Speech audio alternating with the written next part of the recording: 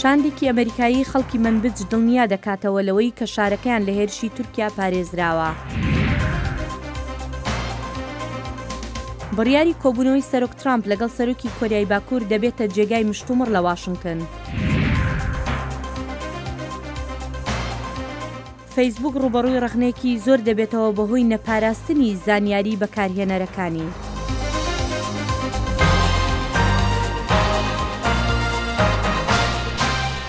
سڵاو بەخێربێنەوە بۆ بەرنامەیەکی نوێی کورد کۆنەکشن.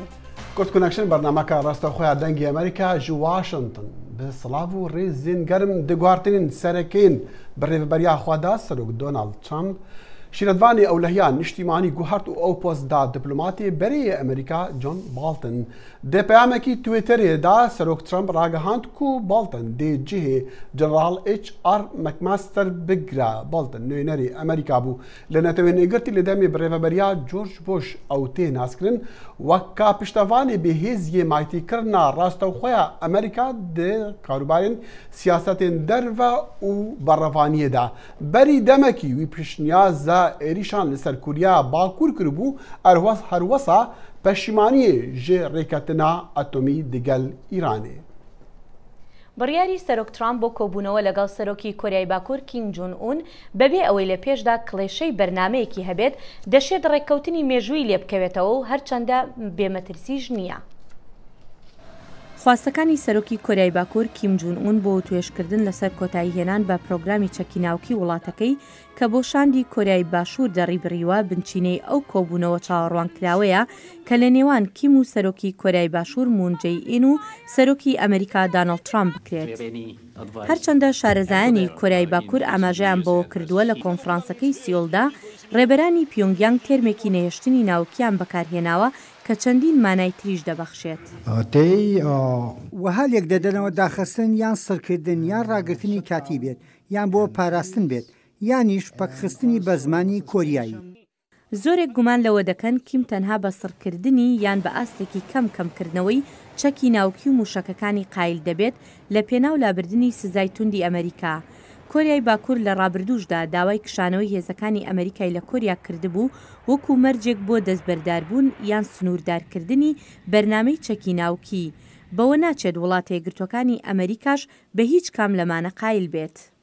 سەرۆک ترامپ خۆشی گوتوویەتی مەترسی ئەوە هەیە هەنگاوە دیپلۆماسیە نائاسایەکەی بۆ کۆبوونەوەی بێمەرج ڕەنگە سەرکەوتوو نەبێت. هەرچەندە دەستپێکردنی وتوێژەکان لە بەرزترین ئاسدا ڕەنگە ببێتە بەرهەمی دەرەنجامێک کە پرۆسەکە بەرەو پێش بەرێت. وابەستەی هەردوو لا بۆ نەهێشتنی تەواوەتی چەکی ناوکی ڕێگە دەکاتەوە بۆ بواری دیپلۆماسی هەروەها دانوساندن لەسەر وردەکاریەکان. ئەم گەشتبینیانە لەسەر بێچەککردنی کۆریای باکوور نەبۆ تامایی کەمبوونەوەی فشارە نێونەتەوەیەکان. ئەنجومەنی ئاسایشی نەتەوە یەکگرتووەکان لە ڕۆژی چوارشەممە بە تێک ڕایدەنگ ماوەی پاناڵی شارەزایانی درێژ کردەوە بۆ چاودێریکردنی سزاکانی دژ بە کۆریای باکوور. پاناڵەکە دەڵێت پیۆنگیانگ بە بەردەوامی سەرپێچی سزاکانی کردووە و کەرەستەی قەدەغەکراوی کە دەشێت بۆ دروستکردنی چەکی کیمیایی بەکاربێت ناردووە بۆ سووریا. حکوومەتی سووریاش بۆ بەکارهێنانی چەکی کیمیایی دژ بە هاوڵاتیانی خۆی تاوانبار کراوە لە ناویاندا هێرشی کوشندەی گازی کلۆرین لە سەرەتای ئەم ساڵ لە غۆتەی ڕۆژهەڵات.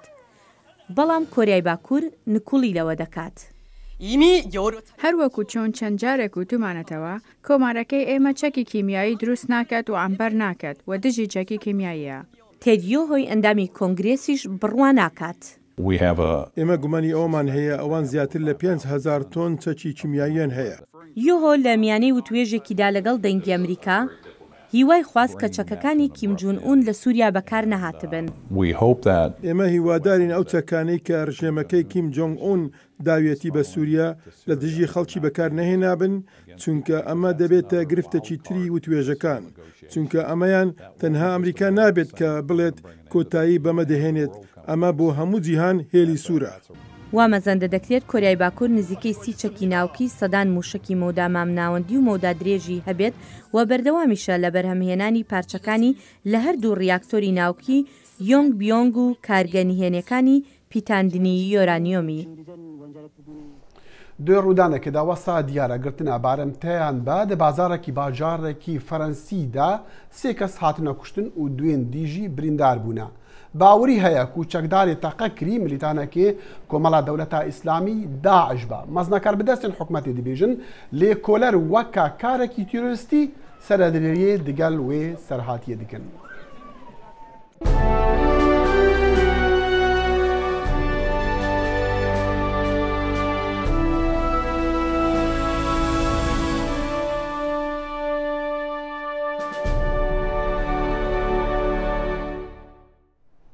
شاندێکی وەزارەتی بەرگری و دەرەوەی ئەمریکا ڕۆژی پێنجشەمە سەردانی شاری منبجیان لە باکووری سووریا کرد و لەوێ لەگەڵ کاربەدەستانی شارەکە کۆبوونەوە و سەردانی ناو شارەکەشیان کرد و لە نزیکەوە چاویان بە هاوڵاتیان کەوت. شاندەیەکە ئەمریکی سەردانا منبجێ کرد. ڕۆژا پێنجشەمێ شاندەیەکە ئەمریکی سەردانا باژارێ منبجێ کرد. شاندە ji جنرال جیمی جێرارد فەرمانداری هێزا کوالسیۆنی لە سووریا و عێراقێ و هەروەها بایلۆزی ئەمریکا یê berê li Behrênê û Gonaha şewremendê Wîzareta Derveya Amerîkî ji bo Bakurê Sûriyayê şande pêk dihat. Şande di nava bajarê Minbicê de geriya û bi welatiyên Minbicê re axivîn. Piştî gera xwe di nava bajar de qedandin şande berê xweda rêveberiya bajarê Minbicê û bi rêveberiya bajarê komcivînek li dar xist. Serokê Meclisa Cîbicîkar ya Minbicê ji dengê Amerîka re got got serdana şandeya Amerîkî ji bo tekeskirina helwesta Amerîka koalisyonê ye. Got ew ji bo parastina Minbicê çi were xwestin ew ê bikin. يريدون أن يقولوا للشارع المنبجي شاندا أمريكا خواستن جكولان منبجي جبو هرمي ربيجن كو عم بوارنا ترس لسر منبجي تنيا منبج آراما أو أف خواستكا جلي منبجي أو ريفبرياوية Gefên Tirkiyeyê ser Minbicê cihê nerazîbûna xelkên Minbicê ye. Serdana şandeya Amerîkî û gera wê di nava bajêr de cihê razîbûna welatiyên Minbicê bû û yek ji mesajê wê ew bû got piştrastkirina helwesta Amerîka di derbarê Minbicê de. خەلکێ ji serdanê dilxweş bûn Emerîkî li kolana hatin dîtin ev baş bû em ji koalisyonê tenê tenahî û aramiyê dixwazin. Minbicê demeke dirêj dibin kontrola Daişê de mabû. Beriya got li ser destê encûmena leşkerî ya Minbicê bi alîkariya Hêzên Sûriya Dîmokratîk û koalisyona navnetewî hat rizgar kirin. Tirsa xelkên Minbicê ew e got artêşa Tirkiyeyê derbas bibe û careke din aramî li bajarê wan winda bibe. Gefên artêşa Tirkiyeyê ji bo Minbicê tevlihevî li bajêr çê dike li gorî got xelkên Minbicê şmer dibêjin. Serdana fermandarên Amerîkî û berpirsên Wîzareta Derveya Amerîka ji bo Minbicê dilên xelkên Minbicê xweş dike. Rêveberiya Minbicê jî dibêje got Amerîkî şmer dibêjin wê koalisyona navnetewî li dijî kîjan hêzê be wê Minbicê biparêzin. Zana Umer dengê Amerîka Minbic. و پتر جه 1500 شهروان سرهەڵداین سووری و مەڵباتên wan ji Ghûta Rojhilat tên veguhastin hevdemê girtina bêyekcariya bajar ji aliyê leşkerê Sûrî ve. Rêketina valakirina Ghûta bi çavdêriya Rûsya bû û bi rêkeftina di nêvbera serhەڵdan û hikûmeta Sûrî bû. Bi dehan otobîsên spî ji Heresta berf Idlib çûn ku hêşta di destê serhەڵdayan de ye.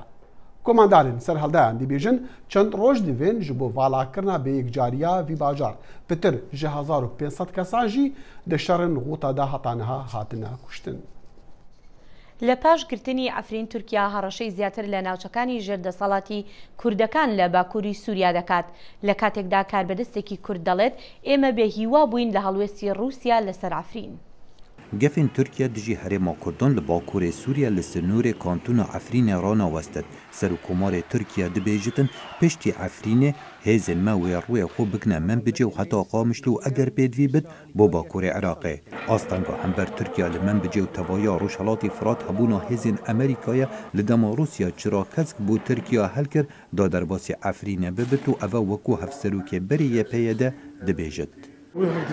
Em ji Rûsya bêhîvî bûyn. Ji ber ku hindek sûz dabûn li dema ew hatin Sûriya li ser dexwaza rejîma Sûrî bû û sûza parastina xaka Sûriya dabûn. Niha Tirkiya devera Şehba û Efrîn dagîr kir û Rûsya çi nekir. Ewa çira kes bû Tirkiye hel kir û eger Rûsya ev nekir ba Tirkiya jî nedikarî. Salih Mistem di konferanseka rojnamevanî da li paytextê Swîdê rexne li welatên endamên NATO li ser bikarînana çekê NATO dijî Efrînê girt û tekez kir ku berxwedana YPG wê li Efrînê berdewam bit. یەپەگەت بەردەوامن و دێبەردەوام بن لێ شێوازە شەڕی ئێدی دێ جودابە لیشونا شەڕێ ڕاستە ڕاست ئەوێ بوو شەڕێ پارتیزانی گوهرن ئەس باوەڕ دکەم ئەو دێ سەرکەبن. سیاسەتا تورکیا و بتایبەت لە سووریا و هێرشا بەسەر ئەفرینە مژارە کۆنفرانسێکا بلندا وڵاتên یەکەتیا ئەوروپا بوو پشتî سەدان هزار سڤیل ji ئەفرینە ڕەڤین.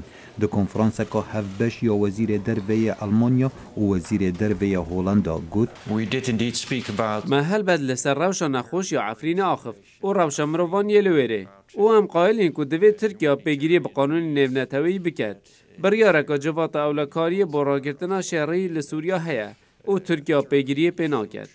Serokê Fransa Emmanuel Macron got piştî kombona civata Ewropî ew dê digel Serokê Tirkiya Recep Tayyip Erdogan bi telefonê bavin û bidine zanîn eger Sûriye di nav şerê navxwî daye ev e bi wata hindê naêtin destêwerdanên dijî qanûna nêvnetewî lêbê nekirin. Tirkiya li heftiya borî ragihan ew û Amerîka derbarê min bicê yetirê keftin lê Wizareta Derveyê Amerîka red kir. Ev cihê pêkenîne çi rêkeftin çê nebûyne. Şandeke hevpeymaniya nêvnetewê birêberiyatiya Amerîka seredana min bicê bû piştrast-kirina xelkê sivîl kir. Daxuyaniyên Tirkiya dijî min bicê gefên rêpirîbûna her du welatên NATO bi xwe vedigirin. Xalid Fettah, Dengê Amerîka.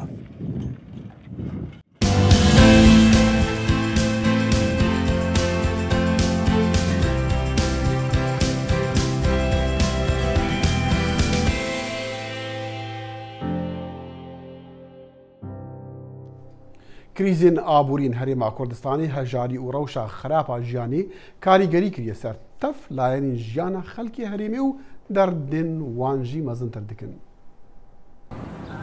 بارودۆخی ئابووری و بژێوی ژیانی خەڵک لە ئاسێکی خراپدایە. کاریگەری خسۆتە سەر کۆی بوارەکانی ژیانی کۆمەڵایەتی و تەنانەت دەرونیش. تا چەند ئەم نەهامەتی و هەژاریە ژیانی خەڵکی داگیر کردووە، هێندەش قەیرانی سیاسی و حکومڕانی و بەڕێوەبردن و چاوەڕوانی بڕیارەکانی حکومەتی ناوەندی ژیانی خەڵکی سەختتر کردووە. خەڵک زۆر بێپارێ کاسبی نییە. تا من خۆم و 34 کوڕم خەریکی ئەمەی ژیانەکە ناڕوات. ئیتر حکومەتەکەشمان هیچ وعدا و هیچ نییە. سەرباری ئەوەی ساڵانە گەنجانێکی زۆر کۆلێژ و زانکۆکان تەواو دەکەن، بەڵام بەهۆی کەڵەکەبوونی قەیرانە ئابووریەکانەوە بێکاری و نزمی ئاستی بژێوی هاوڵاتیان لە ئاستێکی بەرزدایە. ڕاستێکە ئێوە من گەنجم یعنی نازانم هەر ڕۆژە و ئیشێکەکەم هەر ڕۆژە و ئیشێکەکەم هیچی سەر ناگری یعنی وەزعەکە زۆر خراپ بووە. لاوەزبوونی کڕین و فرۆش لە بازاڕەکاندا و داخستنی قوتابخانەکان و گرفتاری سەرجەم جونگە زیندوەکانی کۆمەڵگە و پەرەسەندنی گەندەڵی و نادارپەروەری تێکرا کاریگەریشی ئەو توی خسۆتە سەر ژیانی ئاسایی و دابینکردنی پێداویستێ پزیشکی و هەنووکەیەکانی هاوڵاتیان. ڕۆژ بە ڕۆژ خراپتر ئەبێ. ینی مەسەلە منیسە لە بوارەکان زیاتر لە ناو خەڵکان بەهۆی ئیش و کارەکەمەوە خەڵک دێت بەڕاستی زۆر بێ حاڵە زۆر یعنی هیوادارین حکوومەتی هەرێمی کوردستان بەداداچوونی بۆم وەزع بکە یەخۆ خەڵک هەر ئاوها ناژێ بەڕاستی خەڵک وەزعەکەی زۆر خراپە بێ پارەیە بێ موچێ من جاروا بۆ خەڵکاتۆتە ئەیرا سێ مادەم داوە پێی سێ مادەکە بەڕاستی یعنی زۆر شینم کردووە و تێتی وەڵای کاکە پێم هەڵ ناسوورێ تر وازی لێ هێناوە. دیاردەی دەستگێڕی و فرۆشیاری سەرشەقامەکان تا دێڕوو لە زیادبوونە بۆ دابینکردنی ژەمە خواردنی ڕۆژانەیان هاوڵاتیان سەرباری بێموچەی و بارودۆخی سەختی بژێویان بەڵام هێشتا بە ئومێدەوە چاوەڕوانی باشبوونی بارودۆخەکەن. هیچمان نەماوە ساڵان نییە کاسبی نەماوە معاش نییە قەیران نییە هەموو شتێکە نییە نییە کاتی وارە 5 سەرپایەکەن کاتی ئێوارە کرێشین داماوی ئەم حکوومەتی بۆ واکە ئەم حکوومەتی چییە؟ تۆ دانانێژێ ئەم قەیرانەی چاکە. سەرباری ناڕەزایی و ڕخنەی هاوڵاتیان و خەڵکانی ئەکادمی و سازکردنی چەندین خۆپیشاندان و هەڵمەتی گەورە بەڵام دیاردەی هەژاری و بێکاری تا ڕادەی ناومێدی زۆرێک لە چین و توێژەکانی گرتووەتەوە و بەردەوامە. تا بڵێ خراپە لە گەنجمان لە پیرمان لە منداڵمان ئەوەی بڵێ بێتاقەتە هەمومان بێتاقەتین لە خۆمان بێزارین یعنی ئیش نەماوە کاسبی نەماوە خەڵکی تاقەتی ژیانی نەماوە ڕاستەکەی یعنی وڵات کاول بۆ وێران بووە هیچ ژیانێکی تیان نەماوە بۆ گەنج بەتایبەت. بەهۆی بێکاری و بێموچەی و ناسەقامگیری بژێوی ژیانی هاوڵاتیان و دۆخی ئابووریەوە زۆرێک لە هاوڵاتیان بۆ دابینکردنی نزمی ئاستی بژێوی هەرچی کارێک لە دەستیان بێت و لەبەر دەستدا بێ دەیکەن. وەلەو خۆم هیچم نییە من کاتی خۆی ئیشی بەنایی مەکرد تا ناتوانم وەتە معاشم نییە خەریکی ئەم وردەشتانە. هاوکات چەند قەیرانی سیاسی و دام و دەستگای و حکومی تێکرا کاریگەریکی ترسناک دەخەنە سەر ژیانی خەڵک و جونگە هەرە سەرێشەکانی کۆمەلگا، بەڵام قەیرانی ئابووری تەنها کاریگەری نییە لەسەر خەڵک، بەڵکە تێکرای ژیان و سەرجەم دامەزراوە بنەڕەتیەکانی پەیوەست بە ژیانی خەڵک و حکومڕانیەوە دەخاتە بەردەم مەترسی. ئاسۆ جەبار دەنگێن. سەرۆگۆزیری عێراق ڕۆژی هەشتی ئەم مانگە فەرمانێکی مۆر کرد بۆ کردنی هێزەکانی حەشدی شعبی بە بەشێک لە پێکهاتەی هێزە ئاسایشەکانی عێراق. بەپێی ئەو بڕیارەی حەیدەر ئەلعەبادی ئەو هێزانەی حەشدی شعبی شیعەکان تەواوی ئەو مافانەیان دەبێت کە هێزەکانی عێراق هەیەە. چاودێر دەڵێن ئەو هێزانەی حەشدی شعبی ئەگەر چی تێکەڵ بە لەشکری عێراق کراونەتەوە، بەڵام فەرمان لە شوێنێکی ترەوە وەردەگرن نەک لە گەورە کاربەدەستانی لەشکریەوە. خەڵکی عێراق لە نێو وێرانەکانی دوای جەنگ و هەڵبژاردنێکی پڕ لە پەیمانی خۆشگوزەرانی نزیگە بنەوە لە کاتێکدا بڕیاری تێکەڵاوکردنەوەی 60 گروپی میلیشیای شیعەش بە سوپای عێراقی چی دەخڵقێنێت. سەرکێشێکی گەورەیە. ئەگەر تێکەڵاویشی بکرێن وەک هێزی یەکگرتوو بخێنە سوپاوە فەرمان لە ئێرانەوە وەردەگرن، بەڵام ئەگەر بەشبەش بکرێن لەگەڵ خەڵکی دیگەتا ڕەنگە نەتوانن ئەو کاریگەریان هەبێت. زۆرینەی میلیشیەکانی حەشی شعبی کە بکرێنە یەک هێز سەر بە ڕێکخراوی بدرن بە تەواوەتی سەر بە ئێرانن. ئەو تێکڵاوکردنە بەرەو کوێ دەچێت؟ ئایا فرمان لە سوپا وەردەگرن یان جۆرایاڵی ئەبوو مەهدی موهەندیس و هادی عامری دەبن؟ عێراق وڵاتێکی پڕ لە کێشمە بە تایبەتی لە دوای ساڵی 2003 و ڕوخانی ڕژێمی سەدام ئەو وڵاتە بووەتە جێگە و پێگەی ململانەی ناوچەیی و نێودەوڵەتی و شەڕی نێوان پێکاتەکانی. لە ڕابردوش عێراق بەدەست زۆرینەیەکی سونەوە بووە. ئەی ئێستا دیمەنەکە ئاواژوو بۆتەوە. زۆربەی ئەو ڕێکخرا و گروپانە بە تەواوەتی شوناسێکی تایفیان هەیە کە هاوتەری بە لەگەڵ بیر و ڕای شیعەگەرایی. ئەگەر بڕوانینە ئەوانی سەر بە ئێرانن لەگەڵ ویلایەتی فەقێن، هێڵی بیر و باوەڕشیان لەگەڵ ئێراندایە. ئەگەر بەراورد بکرێن لەگەڵ سەردەمی دەسەڵاتی سەدام حوسێن کە سونە دەسەڵات دار بوو، ئێستا شیعەکانیش هەروا دەکەن. دوای نەمانی داعش قسە و باس لەسەر وەدەرنانی هێزە یارمەتیدەرەکانی ئەمریکا دەکرێت لە عێراق. ئەمریکاش وەک شیکەرەوە باز دەکەن خواستیان هەیە عەبادی ببێتەوە بە سەرۆک وەزیران. ئەم هەنگاوەی تێکەڵکردنەوەی حەشدیش بە سوپا تا چەند لە قازانجی عەبادیە. پێم وایە ئەمە بۆ عیبادی باش نابێت و پێگەی لاواز دەکات. دەبێت هۆی دروستکردنی ناکۆکی لە نێوان عیبادی و ئەمریکا و هەروەها لە نێوانی عیبادی و هاوپەیمانەکانی وەک سەدر و شیوعیەکان. ئەوان نایەنەوێ لەگەڵی بەردەوام بن ئەگەر بزانن عیبادیش فەرمان لە ئێران وەردەگرێت. شەپۆلی توندوتیژی و تەقینەوەکانی ئەم دواییانەی نێو عێراق هێرش بۆ سەر حەشدی شعبی لە هەندێک ناوچەی جیاواز، ناڕزایەکانی شارە سونیەکان و ئەو هەموو ئاوارە سونیەی نەگەڕاونەتەوە. تۆ بڵێ هەڵبژاردن وەڵامی هەموو ئەمانە بداتەوە؟ لەو باوەڕەدام ناهاوسەنگی لە هەموو وڵاتێکدا بوونی هەیە، هاوکاتی ئەوەی کە دەوڵەتی ئیسلامی شکستی پێهێنرا، بەڵام ڕەنگە بە شێوازی تر سەر هەڵبدەنەوە تا ئەجندای تایفی و توندڕەوی هەبێت لەلایەن ئەوانەی کە لە حکومەتدا باڵادەستن و دەسەڵاتی حەشدیان بەدەستەوەیە، بارودۆخەکان زیاتر بەرە و توندوتیژی تایفی دەبن، هەر بۆیە دواتر سەر هەڵدانی توندڕەوی تر دەبینین. هەڵبژاردننی ئەم جارەی پەرلەمانی عێراق کە لە 12 ئایردا بەڕێوە دەچێت لە نێو وڵاتێکدا گیرۆدەیە بەدەست دەربەدەری نێوخۆیی وڵاتەکە و ژێرخانێکی وێران و ناکۆکی نێوان پێکاتەکانی. یحیا بەرزنجی دەنگی ئەمریکا، واشنگتن. ڕەخنەک مەزن لە فەیسبووکێ تێگرتن ji ber ku zaniyariyên 5 milyon bikarhêneran hatine komkirin ji alî kampanyeka komkirina zaniyarên ve ji bo dengdanê. Kongres daxwaza bersivan ji Facebookê dike ku piştî van raportan wê pitir ji 35 milyar dolaran ji bihayê xwe ji dest da. Bihayê sehmên Facebookê da ketiye, yasanasên Amerîka û Ewropa bersivê dixwazin û tevgerek nû ya rakirina Facebookê heye. Facebook mezintirîn platforma medya civakî ye ku 2 milyar bikarînerên wê hene. Ew di rewşek alûzda ye. Ji ber ku tê gotin datayên 5 milyon endaman dane kampanyekê ku alîkariya serdema kampêna Serok Trump kiriye. Çavdêr dibêjin çawa dibe Facebook rê bide pisporan ku biçin nav ew qaz datayên endaman da. They've always rolled out the red carpet for developers. Çendî ku mafûra sor bû kesên pisporê teknolojiyê rabixin û gelek pêzanîna bidinvan û kem sansûr li ser hebe. اف همو آلینسیان ینکو پرچک جه سیستم الکترونیک یا فیسبوکه و نخوازه چاوداری لسر وان هبه او دبه سدم که بخوازن نخوازن فیسبوک داکهوه. چندی کو فیسبوک خوا وکه جه گهاندنا جهان و دیموکراسی نشان بده ده همان دمه ده او قاسپیزانین اندامان لجمهنه کو بریکین خلد بکاربین حتی کو سیستم دموکراسی بکوه دمترسیه ده. رخنگرد بیجن اف دمه هری گنجای بو کمپانین مدیا جواکی لخوا وگرینه که رازگویانه دکار خدا بکن. بو کمپانیین وکو فیسبوک گرینگه چاف پیدخشانه که ده هر وستا خدا بکن بو بجارده پلان کرن و دارتنه که استراتیجی بو سنور کرن آقازنج و دستکفتین بکاره نران. اف نه استراتیجی اک دوم دریجه دما کو او راستی نسر کفتنه بین کو دست وان بخوته دایه. ریوبری گشتی فیسبوک مارک زوکربرگ روژا چهارشنبه پیامک ناکوکبار وشاند. او سوزدا کو او به هزاران اپین فیسبوک لیبکولا و چاودریا پیزانین کار اینران بکه بشیوکی باشتر. لیل سر کمپانیا دمینه کانه او چاوان کار خوا انجام دادن. فیسبوک گل کاریان و دوبریه. گلک جوان ناخوازن داخواز لیبوری نبکن. جبر تکلیین وان جهان را اف گفکر لسر فیسبوک دما بزانن نرخین وان دا کتینه. اگر او برکسیت ترامپ و پوتین بنیرن تکلیین وان لگل جهان را. لجه هر خراب از باور دکیم که فیسبوک دراوشکی خراب دایا.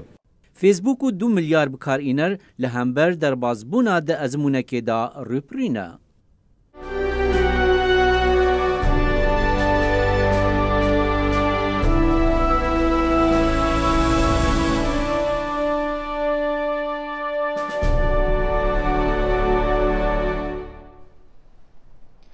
شارەزایان پێیان وایە ئەوەی وای کردبوو کە داعش جیاواز بێت لە گروپە تیرۆریستەکانی تر سەرچاوە دارایەکانی ئەم ڕێکخراوە بوو ئەویش بەهۆی کۆنتڕۆڵکردنی پاڵاو گەنەوتەکانەوە.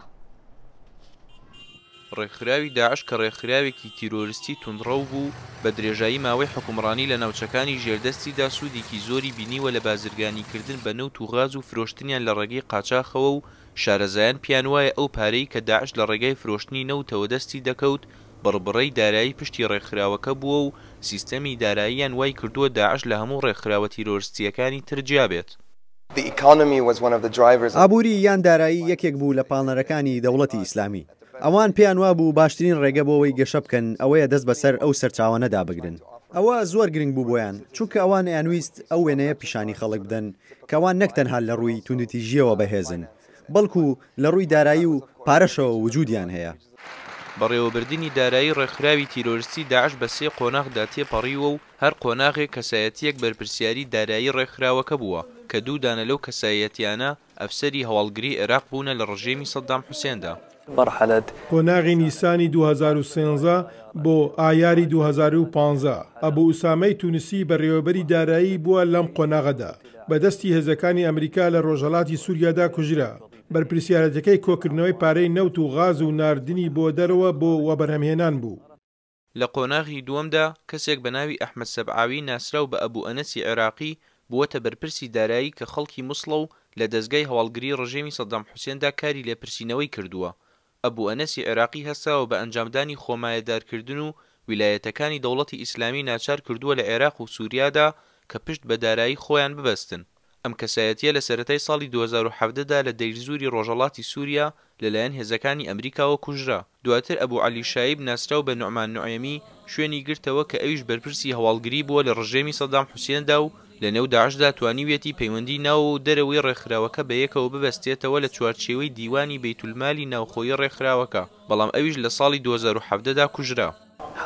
هەتاکو ئێستاش ئەم ڕێکخراوە تۆڕی ئالۆزی هەیە لە گواستنەوە و بەرهەمێنان و قاچاغ و سیپیکردنەوەی پارەدا. وەک ئەندام پەرلەمانێکی هەرێمی کوردستانی عێراق ئاماژەی پێدەکات ڕێکخراوەکە سەرکەوتوو بۆ لەوەی پەیوەندی بازرگانی لەگەڵ دەرەوەدا دروست بکات و پێداویستیەکانی لێوە بەدەست بهێنێت. داعش لە ماوەی ڕابردووە کۆمەڵی کێڵگەی نەوتی بەدەسەوە بووە و بێگومان ئەو نەوتەی بەرەمێنا و فرۆشتوویەتی جاش بەشێکی لە ڕێگای تورکیاوە بێت یا لە فترێکی زەمەنیا لەگەڵ کۆمەڵێک بازرگانە لە هەرێمی کوردستان کۆنتاکتیان کردووە. مەسادری دارایی داعش نەوت بووە. هەندێک لە شارەزایان ئاماژە بۆ دەکەن کە وجودی ئەم گروپە تیرۆریستیانە هەموو کات پەیوەست نییە بە ئایدۆلۆژیاوە و هەندێک جار لە پێناو دەستکەوتی ئابووریدا لەدایک دەبن. بابەتی ئەم گروپە چەکدارانە پەیوەستە بەو چەکانەی کە هەیەە لەگەڵ توانای ئەوان بۆ کۆنتترۆلکردنی ئەو تۆڕانە لە ڕاستیدا گرنگ نییە کە سونەیە شیعەیە کووردە یان شتێکی ترە لە هەڵی ژێرەوەدا هەمیشە سەبارەت بە بازرگانی و پارەیە لە ئێستاشدا کە ڕێکخراوی داعش بەرەو نەمانی تەواوەتی دەڕوات لە ئەنجامی لاوازی هەرێک لە دەوڵەتی عێراق و سووریا لە هەبوونی کۆنتترۆڵی تەواوەتی بەسەر خاکیاندا و لاوازیان لە بەڕێوەبردن و کۆنتترۆلکردنی ئەو سامانە سروشتیانی لەسەر خاکی هەردوو وڵات هەیە ئەگەری دروستبوونی ڕێکخرا و گروپی تیرۆریستی تر هەیە بۆ دەستگرتن بەسەر ئەو سامانە سروشتیانە و بەدەستهێنانی قازانجی ئابووری. ڕێباز مەجید دەنگی ئەمریکا سلێمانی. هون ji bo nûçe pêzanîn û şahî diçin ku dengê Amerîka em li cihê bûyerê ne nûçeyên giring ji bo we dişopînin bi YouTube û Facebook û Twitter'a xwe ya Kirmancî û Soranî. Bername siyasî, hunerî û ronakbîrî bernama Kurd Connection di NRT TV de dikarin li televizyûn û radyoya pişka Kurdiya dengê Amerîka bişopînin û guhdarî bikin. Hemî platformên mîdyayî pişka Kurdiya dengê Amerîka di xizmeta we dane we ciyek rast hilbijartiye. دەنگی ئەمریکا ژێدەرە هەری باوەڕ پێکری.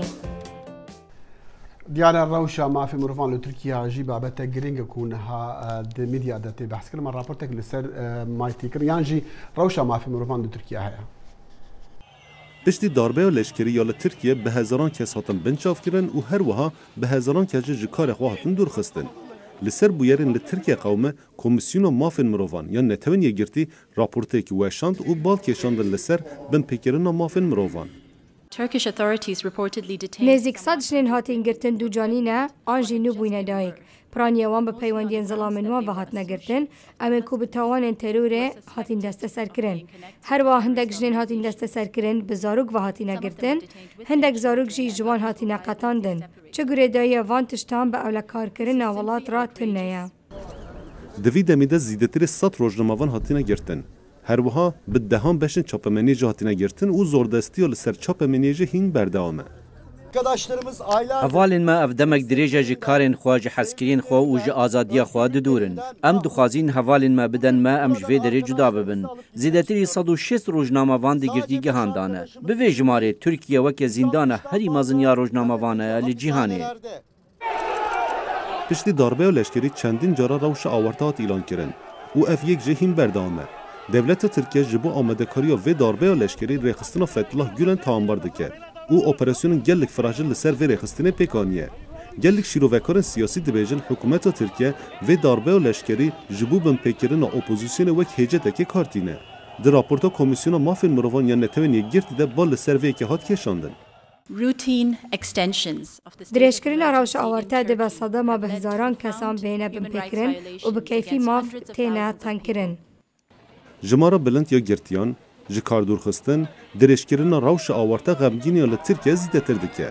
Ev yek ji dibe sedema acizbûna saziyên mafên mirovan û wan çendîn cara bank li Tirkiye kirin ku zordestiya li seranserê Tirkiye dawî bînin. Lê hîn tu encam ji vê daxazê derneketiye. ڕۆژی هێنی چین لیستی ژمارەیەک بەرهەمی ئەمریکایی بڵاو کردوتەوە لە ناویاندا گۆشتی بەراز سێ و بۆری ئاسن کە بووی هەیە باج لەسەریان زیاد بکرێت. ئەم هەنگاوەی چین ڕۆژێک پاش ئەوە دێت کە سەرۆک دانەڵد ترامپ فەرمانێکی سەرۆکایەتی مۆر کرد بۆ تاوتوێکردنی زیادکردنی باجی نزیکەی 1300 بەرهەمی کە لە چینەوە دێن کە بە بڕی نزیکەی 6 ملیار دۆلارە. سەرۆک ترامپ دەڵێت چین بەرپرسیارە بەرامبەر کورتهێنانی نیوەی بازرگانی ئەمریکا. بەڵێ هێرو دیارە داوایترین پەیام کو نەهاگەرتەمە لەسەر وێ ڕوودانا لە فەرەنسا بووی ئەوە دیارە کابرایەکی و ئەندامێکی داعشە di bazarێکیدا هەندێک خەڵک ڕەهی نەگرتن سات نەکوشتن دوژی بریندار هەتانەها گۆڕا ببوورە گۆڕا ئاگەهیان و هەموو بارمتەهاتن ئازادکردن وە بەپێی کەناڵی فەڕەنسا 24ش دەڵێ هێرشبەرەکە فەڕەنسیەکی بەڕەچەڵک مەغریبی بووە لەوێ و هەروەها داوای ئازادکردنی سەلاح عەبدولسەلامی کردووە کە تاکە کەس بوو لەو هێرشبەرانی ساڵی 2015 کە نەکوژرا و دەستگیر کراوە. بە چەندین دماهەیە کورد کۆنەکشنا ئیرۆ هەتا ڕۆژە سێشەمەی هەر شاد و بەختەوەر بن و خوداحافیز. هەر شاد بن.